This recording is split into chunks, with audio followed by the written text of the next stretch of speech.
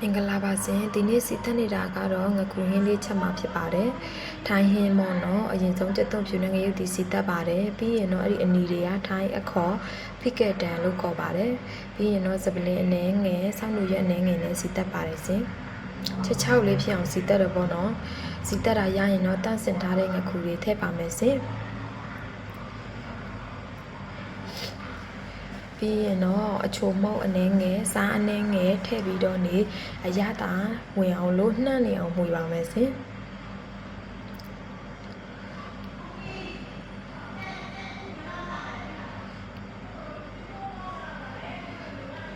ဒီလိုနှံ့ဝါလို့ရှိရင်တော့ပဲငပြာရည်ကြီးလေးကိုအနေငယ်ထည့်ပါမယ်ရှင်ပြီးရင်တော့ရေအနေငယ်ထည့်မယ်ပေါ့နော်နည်းနည်းပဲရေထည့်မယ်ရေအများကြီးထည့်စရာမလိုဘူးပေါ့နော်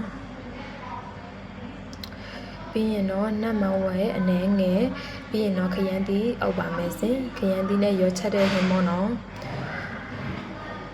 သူတို့ကလည်းအရေးတိတ်မစားဘူးဆိုတော့လေရေအများကြီးမထည့်ဘူးပေါ့နော်